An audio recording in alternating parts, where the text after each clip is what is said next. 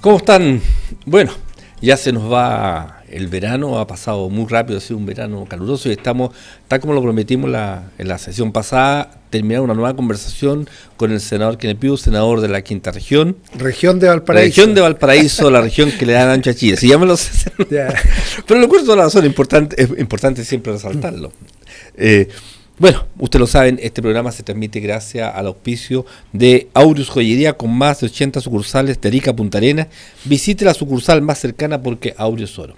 Recuerde que nosotros subimos nuestro programa a las diferentes plataformas, lo transmitimos en www.infogate.cl, donde ustedes pueden además ver las ediciones anteriores de este programa, que son bastante durante el año ya, Senado. Sí. Usted participó en muchas de esas, en varias de esos programas, y lo transmitimos a través del canal de noticias de la costa, también desde Santiago a Panguipulli a través de Mundo TV y en Canal Vive en la señal BTR del cable.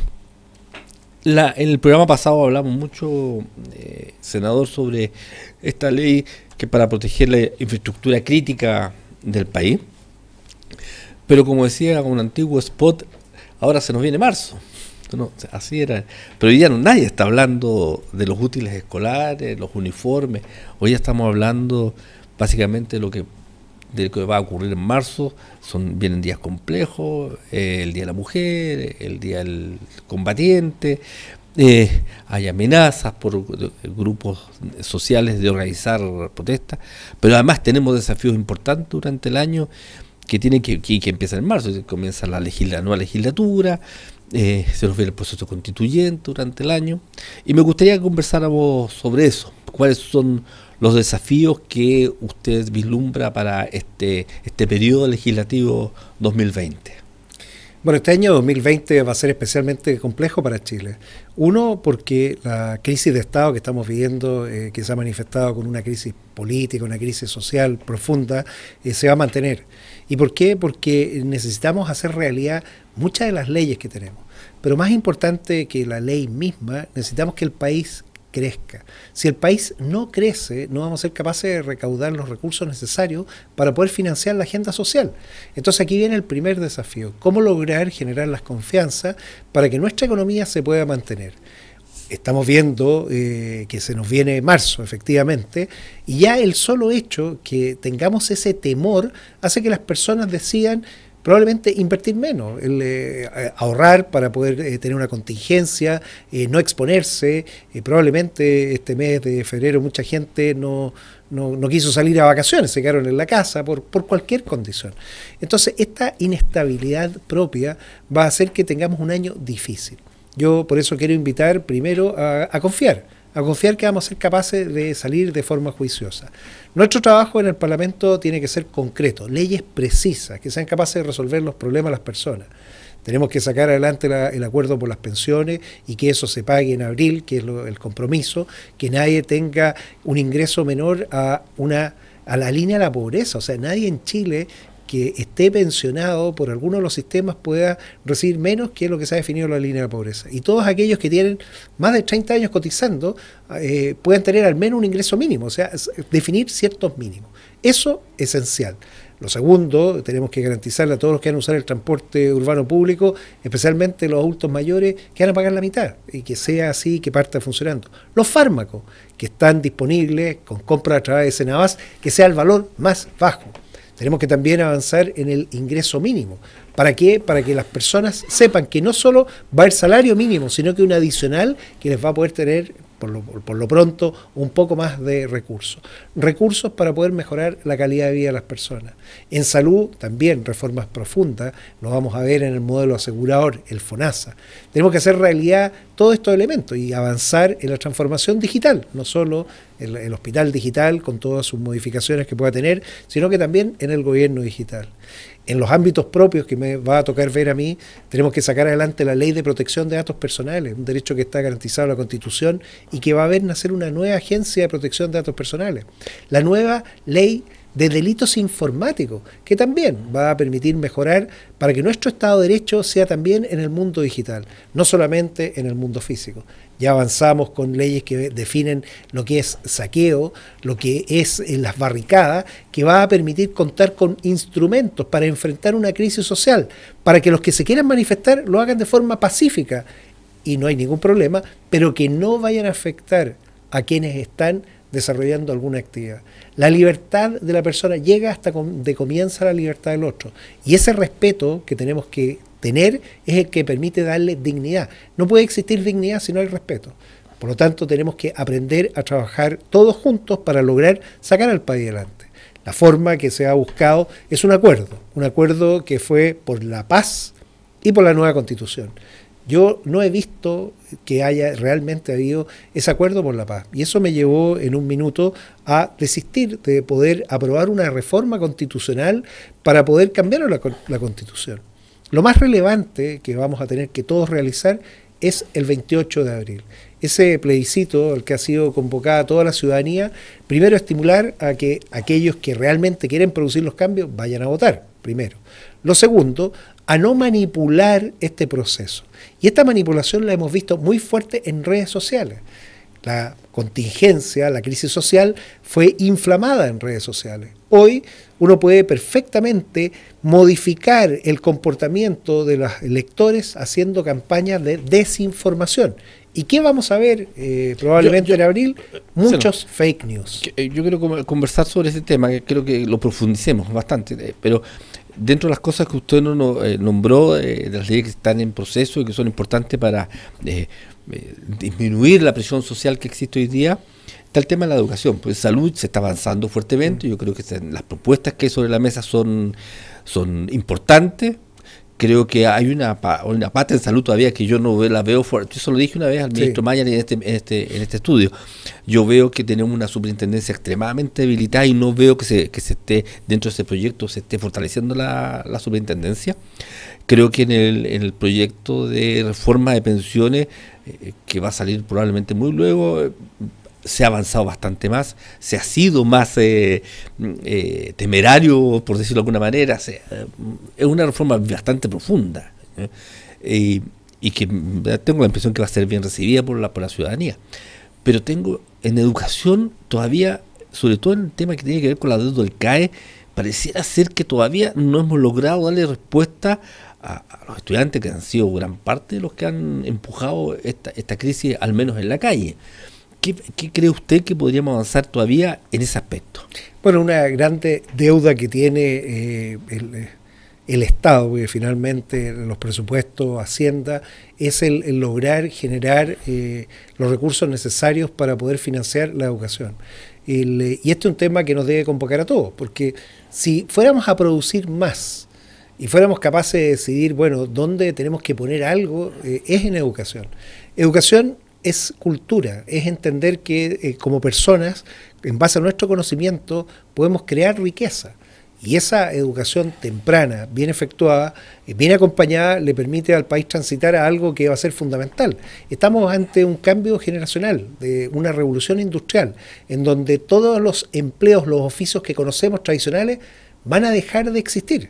Por lo tanto, tenemos que preparar a las nuevas generaciones a ser capaces de adaptarse en este nuevo entorno. Los que están entrando a primero básico este año, probablemente la carrera de ellos todavía ni siquiera ha estado definida. Entonces estamos en un proceso de transición complejo. ¿Qué es lo que hacen los países que realmente les va bien en este tema? Invierten más. El país que tiene el nivel más alto, el índice más alto OCDE de educación medido por la prueba PISA es Estonia. Tuvimos en el mes de enero de visita a la presidenta de Estonia y conversando con ella dijo, mire, si esto es un tema de Estado, ¿por qué? Porque el 7% de nuestro PIB se va a educación. Entonces, cuando uno tiene recursos, uno dice, bueno, yo puedo financiarla y no tengo que endeudar a la persona que ni siquiera tenía los recursos. Por lo tanto, en vez de entregarle una mochila con un crédito tremendo, le entregamos conocimiento y así la persona se dedica con ese conocimiento a desarrollar. Cuando uno tiene una carga económica grande, cuando uno no sabe cómo va a pagar el crédito, cuando tiene dudas, eso ayuda a que exista mayor incertidumbre. Lo que Chile tiene que eliminar es la incertidumbre, darle certezas, por lo menos, de que el conocimiento que reciba le va a poder permitir desarrollarse. Lo segundo, nuestra economía tiene que ser capaz de funcionar con estos nuevos talentos. La educación no es solo por educar. Y aquí aparece un nuevo ministerio que este año yo espero que se luzca, el Ministerio de Ciencia, Tecnología, Conocimiento e Innovación. Van a partir en octubre los gobiernos regionales, quizá ese es otro de los temas legislativos y esperamos que se mantenga toda esta decisión, porque los gobiernos regionales van a tener que decidir dónde poner y apostar, en qué lugar van a estar sus recursos. Y esa discusión es una discusión política de la región, no del gobierno central de Santiago. Si ponemos más en educación, yo creo que vamos a tener resultados muchísimo más importantes. No, bueno, este año vienen varias elecciones, usted lo decía recién, el plebiscito de abril, y después viene la elección de alcaldes, concejales, gobernadores y constituyentes. Vamos a ser capaces de hacer tantas elecciones, la gente va a tener claro qué va a votar, por quién va a votar, vamos a tener tantos candidatos. ¿Cómo ve usted ese proceso, senador? Bueno, lo primero, la primera elección que vamos a tener ahora es del plebiscito y la ciudadanía se tiene que decidir si quiere mantener y reformar la actual Constitución. De hecho, ese es el eslogan que muchos hemos adoptado: rechazar para reformar. Entender que nuestra Constitución no es la de los años 80, es la del 2005, firmada por el presidente Lagos, y que ha tenido una cantidad de modificaciones gigantescas, la última un par de años atrás, para precisamente proteger los datos personales, y la seguimos modificando para proteger la infraestructura crítica, y así sucesivamente. Por lo tanto, una Constitución en sede legislativa, en discusión de verdad, se puede seguir modificando. Y esa es la propuesta, lo que yo he llamado el plan B, que da exactamente lo mismo. Lo que hagamos, tenemos que seguir avanzando con reformas constitucionales a la actual Constitución. ¿Por qué? Porque si este plebiscito finalmente decide conformar alguna de las dos formas, un 50% de personas integradas por elección popular y el otro 50% de parlamentarios, que se conoce como la mixta, o la constituyente, 100% de personas electas, van a tomar un tiempo. Y finalmente, en un plebiscito de salida, dependiendo de lo que tengamos, la ciudadanía tendrá que decir si quiere eso o no. Si hemos seguido avanzando con nuestra Constitución, que es evolutiva, que va a ser perfeccionada y que se puede hacer cargo de cosas profundas, lo que vamos a comparar al final van a ser dos constituciones, esta reformada, mejorada, y la otra que no sabemos. Y ahí viene la incertidumbre. Cuando yo hablo, ¿qué es lo que buscan las personas? Buscan certeza, saber qué va a pasar. ¿Estamos realmente dispuestos a exponer al país a 2 años de incertidumbre que no sabemos si vamos a ser capaces de mantener el orden público? Porque nadie lo garantiza. ¿Faltó la tercera opción en la papeleta, sí, senador? Yo creo que faltó porque por número. La tercera opción debe haber sido, mire, 100% hecho en el Parlamento.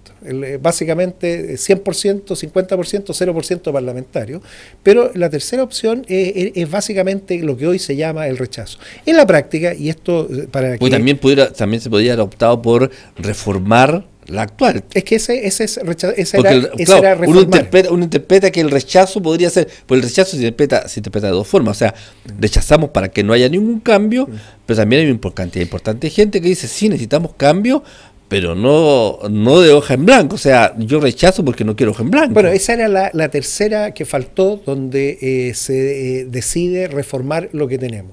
Y como la opción ahora solamente para reformar es rechazando, yo he unido a un grupo de personas para estar en esa opción, entendiendo que tenemos que hacer cambios, por supuesto, que se necesitan igual los 2/3, pero que los podemos perfectamente hacer. Y voy a pedir que se hagan, porque no quiero encontrarme en una situación en 2 años más, donde también un escenario hipotético, nos encontremos con la misma hoja en blanco al principio.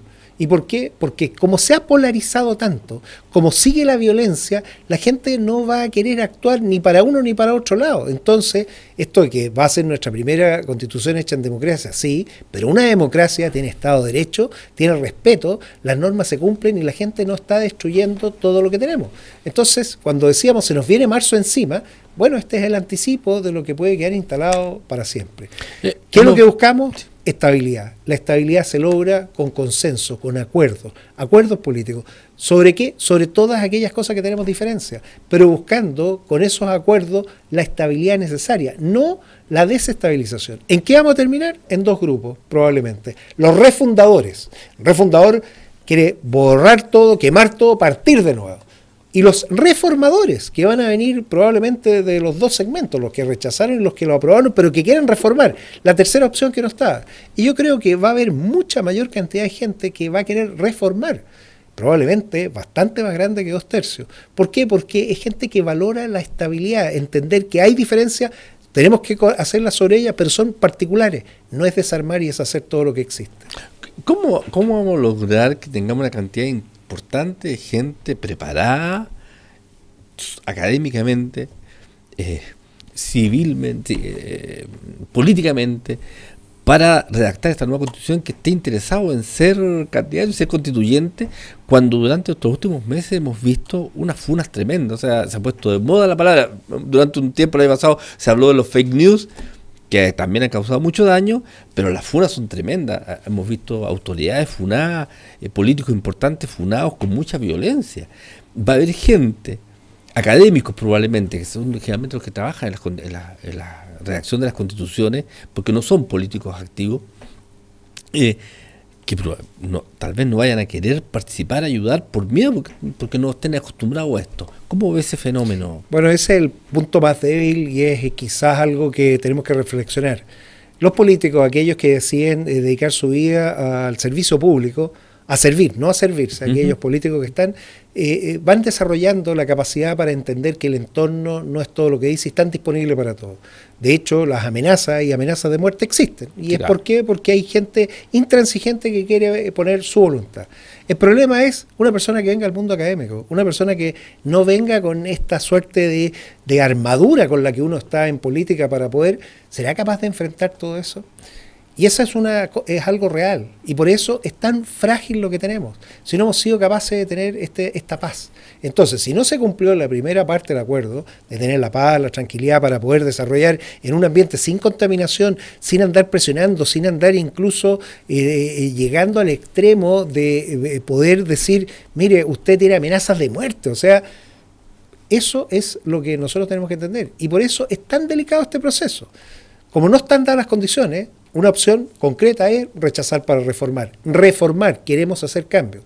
Y si efectivamente el país decidiera ir a esta incertidumbre de largo tiempo, sin saber cómo va a estar el clima, lograr que esas personas tengan al menos la tranquilidad para poder trabajar. Porque si no tienen la tranquilidad, esta constitución no va a tener legitimidad, porque va a ser afectada por grupos minoritarios que van a estar usando la violencia para poder alterar. ¿Para qué? Para lograr sus resultados.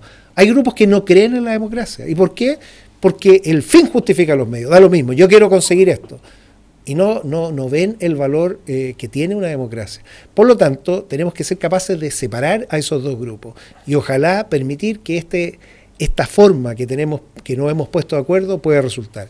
Y si no resulta, que es una condición, y ese es lo que yo siempre he dicho, es el plan B, que nuestra constitución siga reformándose para que al final, en 2 años más, sea también una que esté a la altura y comparar dos productos. Uno, de la forma que se haya podido desarrollar, y este otro, en sede legislativa, con todos los acuerdos, que corrijan muchos los problemas que hoy se sabe y se conoce cuáles son. Si nosotros nos remontamos a los primeros días del estallido social, yo creo que le dan un 2%, un 3% a la opción rechazo. Creo que cuando empezaron las encuestas era un 8%, y ha ido subiendo la cantidad de gente que se ha ido sumando al rechazo, y es muy probable que termine mostrando las fuerzas reales que siguen existiendo en Chile, porque es un hecho real. Nadie puede pensar que el 80%, el 90% de los chilenos está en contra, es de izquierda de este país, ¿ya? Porque Piñera ganó con sobre un 50% de los votos, 54, 56% de los votos. O sea, hay una cantidad importante de gente que está dispuesta a votar por la opción del centro derecho, de la derecha, como quiera llamar.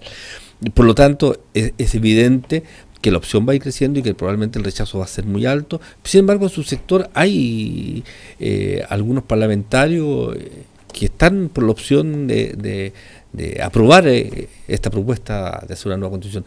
¿Cómo cree usted que va a afectar la unidad de su sector esta postura de algunos dirigentes de su sector? Bueno, primero hay que entender que esta crisis, son legítimas, por supuesto, esta crisis cuando parte y las prioridades son otras. O sea, nunca estuvo la prioridad de la Constitución.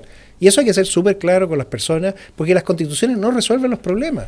La constitución es una forma para garantizar ciertos derechos, pero más importante, para limitar al Estado. El Estado tiene límites y esos límites son los límites de la constitución, pero si no el Estado haría lo que quiere. La constitución lo dice, todos tenemos el derecho de vivir en un medio ambiente libre de contaminación. Y está en la Constitución. Bueno, la gente de mi territorio, Quintero Puchuncaví, por más que esté en la Constitución, ellos están siendo afectados. Por lo tanto, no porque esté en la Constitución algo va a ocurrir. Tienen que nuestras leyes, nuestro Estado de Derecho funcionar mejor, son leyes precisas. Y ahí viene lo primero, la Constitución no estuvo ni al inicio del movimiento, ni tampoco cuando se hizo esa encuesta con sistemas de inteligencia artificial, con 1 millón de respuestas, tampoco ocupó un lugar importante. Este es un tema político. ¿Y por qué? Porque son las fuerzas políticas que se miden, que buscan. ¿Qué es lo que ha ocurrido entonces? Que se han producido fracciones. Y fracciones porque no se ha entendido la naturaleza de lo que tenemos que hacer. Yo creo que en el rechazo van a estar los reformistas, la gente que cree que la estabilidad se puede dar modificando la Constitución actual. O sea, el rechazo es para reformar, es para que lo que tenemos mejorarlo. Y obviamente hay personas, y por eso cada persona es libre, no está obligada, específicamente en Renovación Nacional. Yo no soy militante, pero sí tengo cupo y participo del comité, y he visto que cada vez menos son los que quieren ir por esa opción. ¿Por qué? Porque ven los riesgos asociados. Esto es igual que cuando uno enfrenta la infraestructura crítica, el mapa de riesgo. La probabilidad de que ocurra algo grave y el impacto que tendría es tan grande que ese riesgo hace que mejor lo mitigamos. ¿Cómo? Bueno, con medidas prácticas, encontrando cuáles son nuestras diferencias y cambiando aquellos elementos que son esenciales donde sí podemos encontrar acuerdos. Se cuestionaba, por ejemplo, el agua, el derecho. ¿Y por qué? Porque lo que se votó en el Parlamento fue probablemente un mal proyecto. Pero si hacemos un buen proyecto que regule el tema de la propiedad del agua, que es pero nadie se pierde de la forma que es, probablemente lo vamos a tener y va a estar reconocido en la Constitución. Entonces, no tenemos que esperar a hacer un proceso que va a tomar mucho tiempo, que va a costar dinero, que va a requerir de generar un clima para un grupo de personas para que puedan hacer un trabajo que nadie puede garantizar, siendo que lo podemos hacer de otra manera, mucho más rápida, a un menor costo y sin incertidumbre. El riesgo está en eso, en la incertidumbre. Y las personas que en Chile son conservadoras, no conservadoras de derecha, son conservadoras en el sentido que sus decisiones las miden y dicen, ¿sabe? Aquí el riesgo es muy alto, probablemente tengamos un grupo reformista. Y esto no quiere decir que son todos de derecha, son todos piñeristas, no. Es gente que cree que es mejor modificar lo que tenemos, reformarlo, que partir de cero, porque no sabemos si lo vamos a poder completar, y si aún así lo completáramos, no vamos a saber qué completamos. Ese es el desafío que tenemos como país. Senador, si no logramos alcanzar establecer el orden público necesario, ¿se puede? ¿Cree usted que están dadas las condiciones para llevar adelante este proceso? ¿Hay garantías? Esa es la pregunta de fondo, y por eso es tan importante robustecer nuestra institucionalidad, fortalecer el Estado de Derecho, darle y reconocerle la autoridad que tiene Carabineros, porque si perdemos a Carabineros, se desploma la democracia. Si la democracia no se establece sacando las Fuerzas Armadas a la calle. El Estado de Derecho, las policías son las que tienen que actuar. Y si el país no está en esa condición, no vamos a poder desarrollar este proceso. Entonces, todos estos grupos violentistas que han exacerbado y han usado la violencia como el método de diálogo para lograr lo que quieren, lo único que están logrando es que las personas van a entender que estamos en una situación crítica de riesgo. Y probablemente los resultados electorales que vamos a ver en abril son totalmente distintos a lo que estamos viendo ahora. En la medida que nos vayamos acercando a esa fecha, se va a ir generando cada vez más incertidumbre. Y ante la incertidumbre, mejor abstenerse, mejor reformemos lo que tenemos. Porque sabemos las cosas que no nos gustan, todos sabemos, pero sabemos qué es lo que existe. En lo otro no sabemos nada, no sabemos qué va a tener. Es como decirle a alguien, pásame un cheque en blanco firmado. ¿Yo le pasaría a alguien un cheque en blanco firmado? Ni a mi padre. Claro. Bueno, es obvio, ¿no? Eso es lo que estamos hablando. Senador, hay otra pregunta que no quiero dejar de hacer antes de terminar el programa, y tiene que ver con la elección de gobernadores. ¿Por qué apareció una corriente muy fuerte, sobre todo entre los alcaldes, que piensan que no es oportuno hacer la elección de gobernadores hoy día? No solamente por el tema de que no están claras las atribuciones de uno, cuál va a ser el rol del gobernador y cuál va a ser el rol del delegado presidencial, dónde va a estar radicado el poder político, y quién va a manejar la seguridad de la región. ¿Qué opina al respecto? Bueno, efectivamente hay tres corrientes ahora, los que quieren mantener el sistema tal como está, los que quieren suspenderlo y que se cambie la fecha, y hay otros que incluso están proponiendo que partamos con una o dos regiones modelo. O sea, hay de todo. Incertidumbre, nuevamente. Estamos en un año de mucha incertidumbre, no sabemos lo que está pasando. ¿Que es importante tener gobernadores o gobernadoras regiones? Por supuesto. ¿Y por qué? Porque las regiones tienen que decidir su destino y su programa de inversión, y ese tiene que ser con contenido político. Por lo tanto, el gobernador es una autoridad política que se tiene que relacionar con un ministerio político, y aquí viene quizás la primera de las transformaciones. Necesitamos un ministerio del interior político, solamente dedicado a temas políticos, porque ahora va a cambiar la realidad. Se va a tener que relacionar con diferentes regiones que además pueden tener distintos signos políticos. Entonces, si teníamos un ministerio del interior y seguridad pública, no solo por el tema de la seguridad, que es mejor, sino que también por el tema de tener un mejor ministerio político, es bueno separarlo. Y ahí se produce la separación de quién hace qué cosa. Los gobernadores o gobernadoras regionales, el tema político, contacto político, prioridades políticas, relacionamiento con el poder legislativo para los presupuestos. Y la seguridad, el orden, el trabajo de bajada de un Ministerio de Seguridad Pública a través del delegado presidencial regional, que es la figura, que es el equivalente, que no es obviamente porque no es electo, pero que es la autoridad delegada del presidente. Y por eso se justifican plenamente dos ministerios, uno siguiendo una línea política y el otro siguiendo la línea de la seguridad pública, y también coordinando el trabajo de los diferentes ministerios. El traspaso de competencia es la dificultad, que es cómo este gobierno central en regiones le empieza a entregar a un gobierno regional. Tomemos un solo caso, Corfo, los recursos. Bueno, hoy los recursos deciden Santiago, con programa de Santiago, que es distinto si los recursos decide la región y la región controla. Algunos dicen, bueno, no tienen la capacidad, la experiencia. Bueno, hagámoslo de a poco. Entonces ahí es donde viene en que probablemente tengamos regiones que avancen con más traspaso de competencia, porque son capaces de hacer más cosas, y otras que probablemente van a depender de los gobiernos centrales. Eso sí uno lo entendería. Yo en lo personal... ¿Cómo lo hacemos para ir racionalizando el gasto del Estado? Porque sería otro ministerio. ¿Cómo lo hacemos para no ir aumentando el gasto del Estado en tanta administración y tantos ministerios? Bueno, si vamos a tener un ministerio político, un ministerio de interior, se puede desarmar un ministerio que existe hoy, que es la Secretaría General de la Presidencia, que es el Ministerio Legislativo, que lleva la parte de política con el colegislador.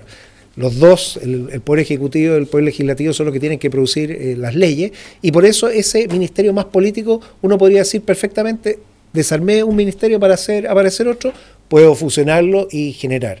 Pero más importante es lo que está el ministro Briones. El ministro Briones está preocupado del gasto público, y para eso tecnologías. Necesitamos que nuestra tecnología funcione. El gobierno digital no es escribir en Word e imprimir en PDF.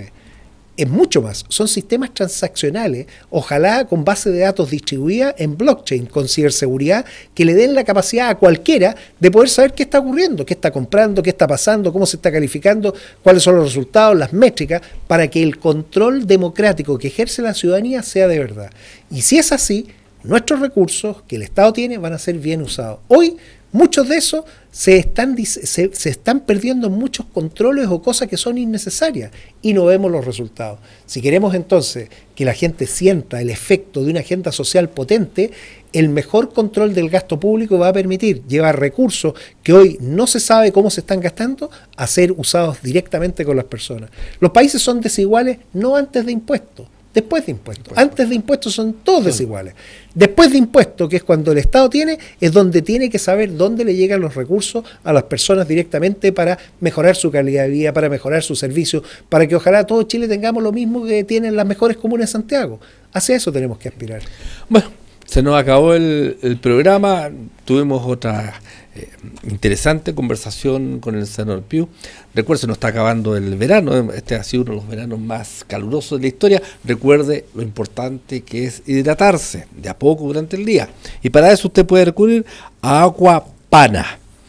Aquapana es mineral natural desde el corazón de la Toscana italiana a su mesa. Recuerde, hidratarse, lo más importante para el calor de que por Dios, la Antártida se está derritiendo, senador. Hay sectores ahí que cambio climático está afectando, y nosotros somos agua. Más del 65% del cuerpo humano es agua. Hay que hidratarse, no lo olvide. Aquapana. Y terminamos este programa recordando que viene el año con Toto y su nueva colección de mochilas. Ahora que comienza el año académico, puede comprar a los estudiantes para llevar sus útiles, bolsos y accesorios para toda la familia. Además puede encontrar la edición limitada de Sebastián Yatra en mochilas y accesorios, Yatra by Toto, disponible en tiendas y en www.toto.cl. Con Toto, dilo todo. Muchas gracias, senador, por estas 2 conversaciones que hemos tenido durante este mes, porque estoy seguro que ustedes en su casa resolvieron muchas dudas, que al menos yo también tenía. Muchas gracias. Nos vemos. Muchas gracias.